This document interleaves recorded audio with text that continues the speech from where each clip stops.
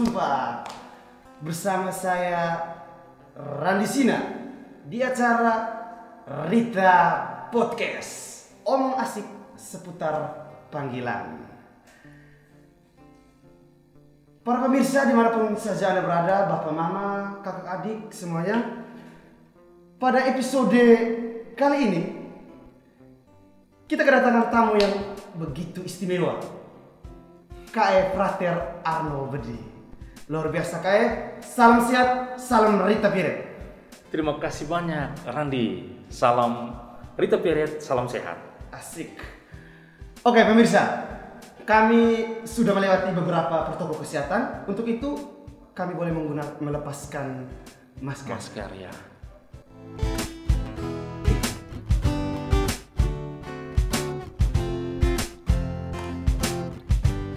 Oke, woi KE, luar biasa sekali.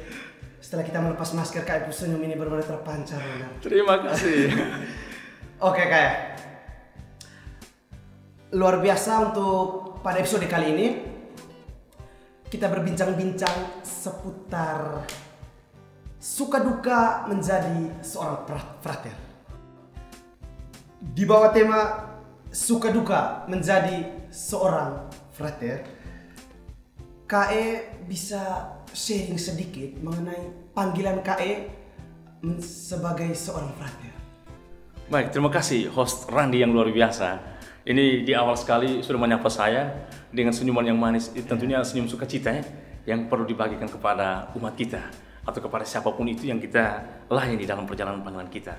Baik, di awal sekali saya pikir host Randi sendiri tentunya mengenal saya dengan sapaan Arnold atau KE Arnold. Tapi ada baiknya bahwa saya menyapa atau saya memperkenalkan diri sedikit ya, tentang siapa saya sebenarnya yang diundang saat ini sebagai narasumber. Oke, Bapak Mama, Om Tante, kakak adik semua dimanapun kalian berada, nama panjang saya Frater Julianus Arnoldus Teguh Bedi.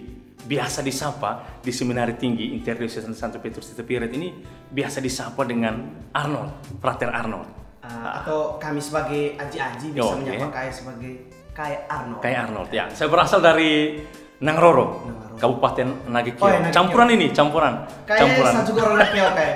Oke, mantap. Kayak tahu sendiri tuh orang Nagekeo tuh memiliki senyum yang khas. Tentu pasti ya. Dan senyuman itu yang memberikan ya keterpikatan ya, keterpikatan kepada atau ketertarikan untuk di mana umat itu merasa dekat dengan kita. Oke, saya berasal dari Nagekeo, Kecamatan Nangroro, dan sekarang orang tua itu bertempat tinggal di Nangroro sendiri. Oke, luar biasa.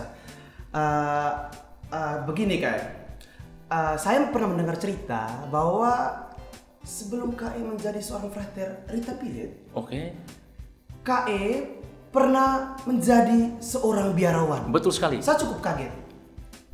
Untuk itu saya minta KE coba men-sharingkan sedikit pengalaman KE ketika menjadi seorang biarawan. Luar biasa Randi. Memang kalau ditanya bahwa pernah menjadi seorang biarawan, tentu 7 tahun menjadi seorang biarawan. Dari tahun 2008 sampai tahun 2015 menjadi seorang biarawan di salah satu kongregasi. Kongregasi itu adalah Kongregasi Hati Kudus, Sacred Heart of Jesus and Mary. Itu dalam bahasa Latinnya itu Sacrorum Cordium Jesuit Mariae. Itu kongregasi yang berasal dari Perancis, didirikan pada tahun 1800 oleh para pendiri, imam dan suster yang datang dari Perancis. Saya masuk dan bergabung di biara itu dari postulan, novis hingga menjadi frater skolastika. Luar biasa sekali KE, 7 tahun. 7 tahun menjadi seorang biarawan. Ya. Itu pasti di dalamnya itu pasti memiliki pengalaman-pengalaman yang unik, pengalaman-pengalaman yang menarik sehingga membuat KE betah di sana selama 7 tahun. Tentu sekali, Randi. Ada kan? Pengalaman menarik gitu. Ya, pengalaman menarik. Menjadi seorang biarawan itu luar biasa. Saya pikir ketika mengikirkan kaul kemiskinan, kaul ketaatan, kaul kemurnian. Dalam perjalanan itu, apa yang menjadi ketertarikan di sana atau hidup sebagai seorang biarawan atau hidup sebagai seorang yang benar-benar mau mendedikasikan diri atau membaktikan diri dalam hidup religius. Persaudaraan, cinta kasih, kebersamaan, komunitas yang memang dijunjung tinggi di sana.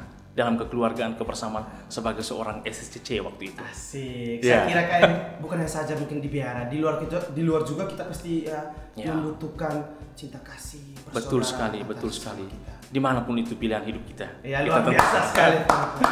Oke, kayak selama 7 tahun itu kayak. Ya. Pasti 7 tahun. Kayak pasti berakar pada kesetiaan. Berakar pada kesetiaan, betul? Dengan biara kayak. Dengan biara ya. Mengapa kayak harus mundur? Itu pertanyaannya. Itu pertanyaan yang sebenarnya sangat susah untuk dijawab dan sangat privasi sekali. Padahal nih kayak 7 tahun nih kayak. 7 tahun sebagai seorang biarawan SSCC, paling awal tuh setelah menjalani masa ketika meminta atau mengundurkan diri dari biara itu, saya mesti harus mengatakan bahwa ucapan terima kasih yang luar biasa kepada kongregasi, kepada biara SSCC karena sudah mendidik saya selama 7 tahun. Ya, memberikan saya tumpangan yang luar biasa dan memberikan saya pencerahan yang luar biasa sebagai seorang biarawan. Lalu kalau ditanya mengapa sampai harus meninggalkan SSCC, ada sebuah pergulatan batin yang luar biasa ketika menjadi seorang frater, menjadi seorang biarawan, waktu itu kuliah filsafat.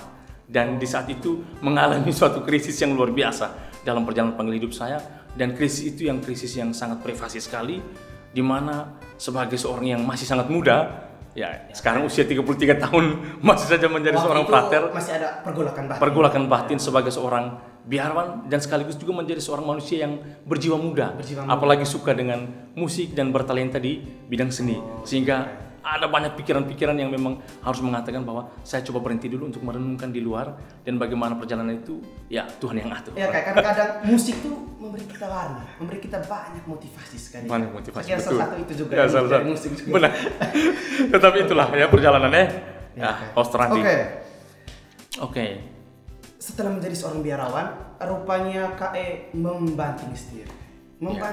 Dan betul. Hingga sampai saat ini KE menjadi seorang frater di Seminari Tinggi Interdiocesan Santo Petrus Itapiret dan mengambil keuskupan Agung Ende. Ya, memilih atau join di salah satu keuskupan, yaitu Keuskupan Agung Ende. Itu tuh kenapa KE sampai KE bisa ke Maumere dan berhasil masuk ke dalam rumah Rita ini? Memilih kembali begitu memilih kembali. Baik, host Randy yang juga punya senyum yang luar biasa malam ini memberikan kita warna sendiri. Dari dulu karena senyuman itu makanya saya harus menjawab semua itu dengan senyuman pula. Oke, perjalanan yang memang tidak enak sebenarnya. Ketika setelah meninggalkan SSCC lalu memilih untuk hidup menjadi seorang awam, setengah biarawan waktu itu. Karena masih terikat dengan kaul-kaul. Saat itu pemimpin kongregasi atau kita bisa bilang di sini menjadi rektor itu meminta saya untuk merefleksikan sedikit 1 tahun di mana untuk bisa memilih dan menentukan pilihan yang pasti, menjadi biarawan kembali atau tetap memilih untuk menjadi seorang awam yang pasti. Lalu kemudian saya memutuskan untuk menjadi seorang awam dan bekerja di 2 tempat. Waktu itu saya kembali ke Ende, dari Jogja kembali ke Ende. Lalu kembali ke Ende itu saya memilih untuk bekerja, yaitu yang pertama tuh sebagai seorang pegawai di salah satu lembaga psikologi, lembaga Grahita kalau tidak salah, itu bekerja sama dengan orang-orang yang ada di Jakarta. Kemudian juga dengan selingan untuk bekerja itu saya memilih juga untuk menjadi seorang guru di salah satu sekolah itu yang berpusat di Ende sendiri, yaitu Semandu. Kalau kita bilang orang Ende bilang Semandu, itu SMA 2 Ende, di Polo sana. Saat itu saya menjadi guru seni musik di sekolah itu, dan luar biasa bahwa saya memberikan warna tersendiri menjadi ex frater saat itu dan guru atau awam yang memang mau tidak mau tidak terlepas dari bidang seni itu sendiri. Itu Host Randy. Luar biasa sekali pemirsa, pengalaman panggilan yang begitu luar biasa, begitu memukau Oke. Begini Rita Piret menjadi rumah kita. Rumah kita betul. Selama ini hidup bersama dengan aji-aji, dengan teman-teman, dengan kakak semua. Kira-kira ada pengalaman yang khas apa di dalam rumah Rita kita ini? Dari nama sejak Rita Piret itu sudah menimbulkan banyak kegaduhan. Apalagi pasti banyak kegaduhan. Pengalaman khas.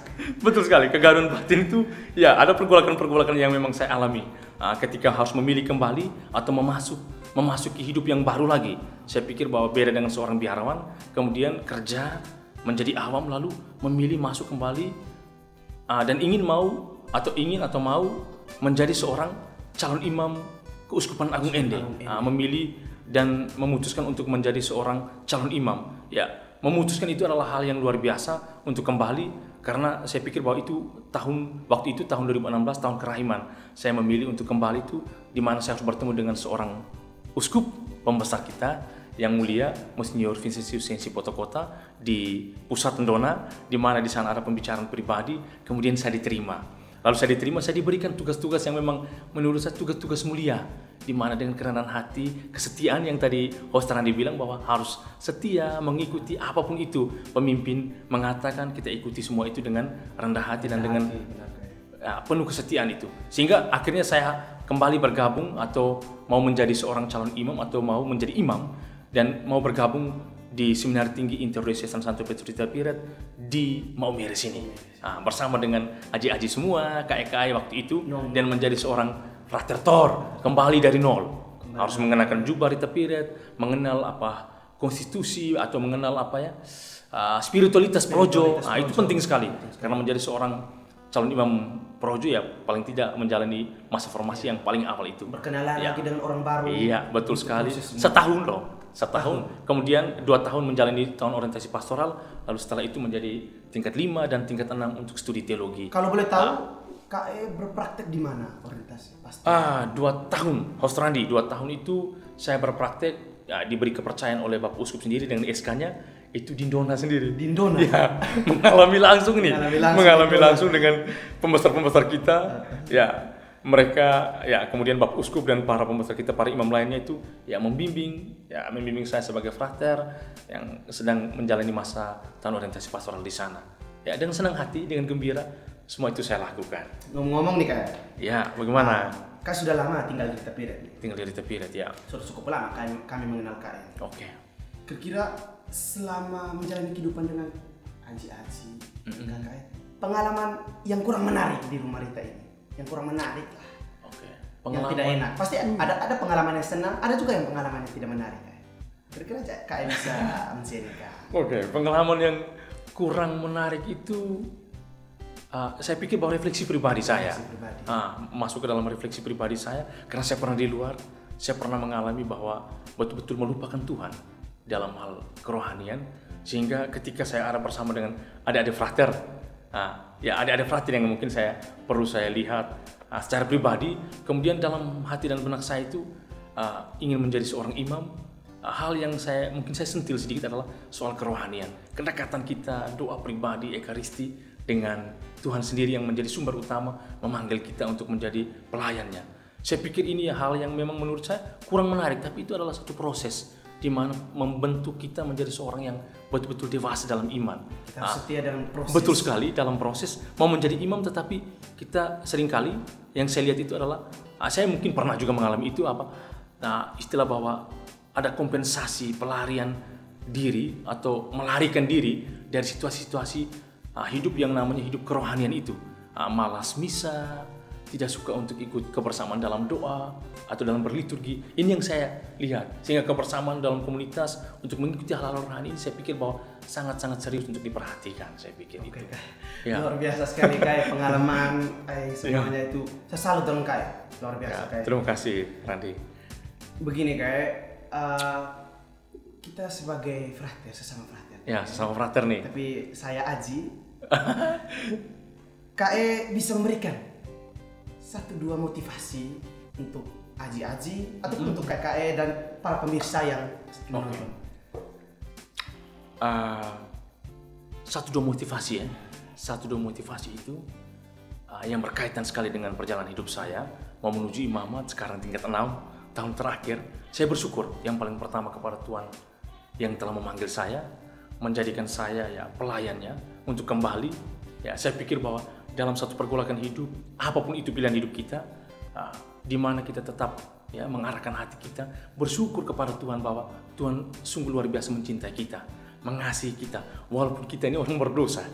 Meskipun kita dipanggil, saya secara pribadi, saya sangat-sangat menyadari bahwa saya punya kekurangan, keterbatasan yang luar biasa, Dan saya bersyukur bahwa Tuhan masih memanggil saya untuk ada di sini bersama dengan aji-aji dalam satu rumah Rita yang luar biasa. Ya. Dan motivasi yang perlu mungkin saya bisa bagikan adalah dalam situasi pergolakan itu tetap berkanjang dengan doa-doa kita dalam Ekaristi, tetap ya istilah orang bilang touch with the Spirit of God, dibimbing oleh Roh Allah sendiri untuk terus berkarya dalam karya pelayanan kita. Nah, ini yang paling penting, bersyukur dan terus dekat pada Dia yang memanggil kita. Oke, kayak luar biasa. Dari sedikit motivasi kayak ini, saya bisa menangkap dengan beberapa kalimat begini kayak. Oke, Randy, luar biasa. Kita jangan pernah meninggalkan yang pasti untuk sesuatu yang masih mungkin. Wah, luar biasa. Ini kata. Karena sebuah kepastian itu belum tentu sebuah kemungkinan. Ya. Yang pasti adalah Yesus pada jalan panggilan kami. Betul. Luar biasa kayak. Benar. Pengalaman panggilan kayak ini pemirsa sangat-sangat luar biasa. Bayangkan 7 tahun menjadi seorang biarawan. Ya. Dan kembali lagi pada 1 tahun pada situasi hidup di luar. Sehingga bisa masuk lagi ke frater, menjadi seorang frater Rita Pire. Luar biasa sekali kan? Satu proses yang panjang memang, tidak gampang. Kayak kalau itu saya kayak saya tidak bisa. Ya memang kan. Karena orang pasti bertanya kan, seperti tadi Host Randy bilang bahwa mengapa harus masuk kembali? Ada sesuatu yang punya nilai positif atau nilai negatif, atau ada sesuatu yang lebih kah untuk kembali? Itu ya konsumsi pribadi, dan memang betul-betul ada hal-hal yang memang dihayati untuk kenapa harus menjadi imam dalam karya pelayanan di situasi modern saat ini. Panggilan ini kayak misteri kayak. Panggilan itu betul misteri. Benar sekali. Jalan Tuhannya seperti apa? Ya. Oke kayak. Dalam perbincangan kita tadi kayak, saya mendengar ada sedikit satu kata, yakni musik. Musik. Para pemirsa, kayak yang satu ini jago dalam bermusik, tarik suara maupun melirik menjentil tali senar gitar itu tuh yang saya suka dari Kae. Luar biasa. Jadi saya bisa meminta Kae untuk ya sedikit bernyanyi lah Kae. Oke. Meluangkan suaranya untuk kami supaya bisa mendengar untuk pemirsa, karena saya mendengar kalau Kae ini memiliki suara yang bagus. Saya yakin dan pasti kalau Kae memiliki satu lagu cita, saya yakin pasti ada ya. Tentu. Oke, silahkan. Para pemirsa, mari kita saksikan Kae untuk menyanyikan lagu ciptaannya. Baik, Host Randy, lagu ini saya ciptakan sendiri di tahun 2016 ketika saya diterima dan bergabung menjadi seorang calon imam Keuskupan Agung Ende, sudah bergulat di luar, lalu kemudian menjadi seorang awam, dan saya melihat bahwa perjalanan hidup saya tidak mulus, pernah menjadi seorang yang berdosa kalau bisa dibilang, lalu kemudian menjadi kembali itu menemukan sesuatu yang memang luar biasa yang saya alami sendiri, kasih dari Tuhan. Judul lagu ini Roh Kristus. Roh Kristus. Saya menulisnya karena memang saya merasa bahwa saya dibimbing oleh Rohnya. Sampai pada detik ini saya betul-betul merasakan cintanya. Pantesan Kae, saya melihat bahwa Kae, ada. Oke, Host Randy. Supaya jangan panjang, saya pikir pemirsa sudah menantikan suara atau lagu-lagu dengan syair-syair yang memang saya tulis sendiri.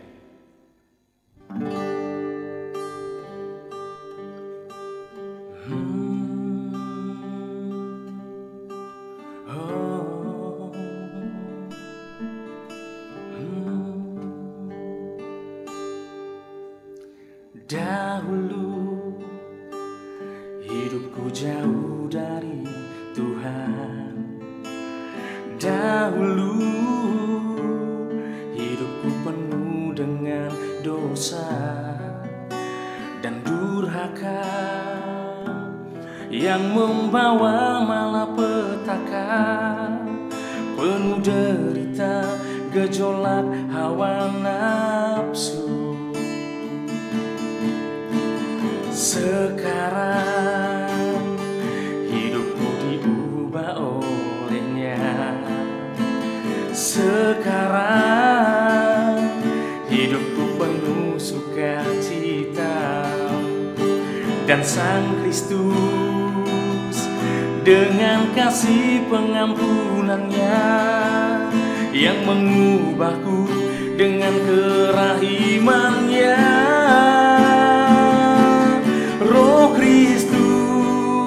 yang membuatku merdeka dari dosa, untuk jadi hamba Allah. Dia beri ampun bagi yang mau bertobat. Dialah jalanku, kebenaran dan hidup.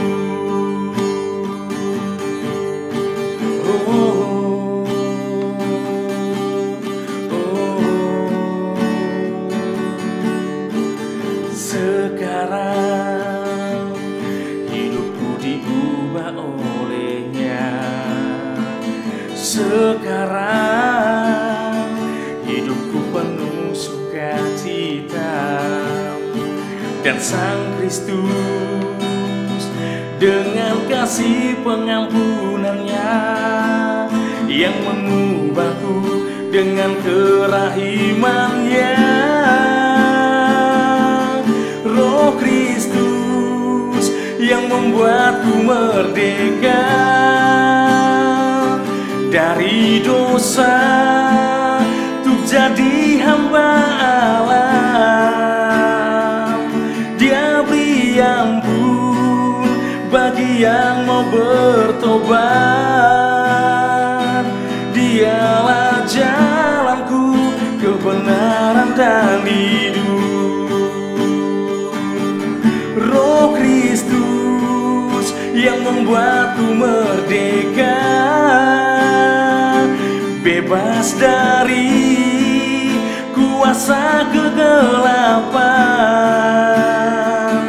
Ku beroleh iman, harap kasih-Nya. Teruslah percaya pada terang sabdanya. Teruslah percaya, oh, pada terang sabdanya. Terima kasih. Luar biasa sekali. Roh Kristus. Saya kira ini kalau pemirsa menonton dan mendengarkan ini, kayak Roh Kristus benar-benar ada pada mereka. Terima kasih luar biasa sekali, Kak. Terima kasih, Kak, sudah bernyanyi. Luar biasa sekali. Kak punya suara ini benar-benar. Apakah ini dilatih secara apa? Saya tidak tahu katakan, Kak. Luar biasa sekali. Ya. Talenta dari Tuhan, Talenta rahmat dari Tuhan Tuhan yang luar biasa yang sudah diberikan kepada saya.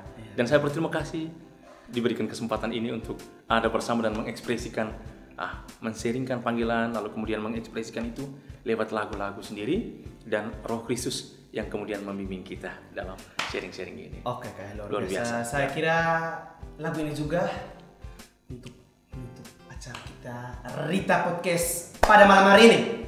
Luar biasa, Kak. Terima kasih karena Kak sudah meluangkan waktu untuk bisa men-sharingkan pengalaman hidup, pengalaman panggilan. Saya kira pemirsa sudah mendapat banyak dari Kak. Apalagi saya sebagai Aji. Sama on juga kayak doa supaya Aji semakin kuat. Tentu, pasti. Dan akhirnya bahwa ya semua kita dikuatkan oleh rahmat Tuhan sendiri. Terima kasih, Kak. Salam jumpa, salam hormat para pemirsa dimanapun saja Anda berada. Terima kasih sudah menonton. Jangan lupa like, comment, subscribe, dan share video ini. Luar biasa. Terima kasih banyak. Salam sehat, salam Rita Piret. Salam sehat juga dan salam Rita Piret. Terima kasih. Selamat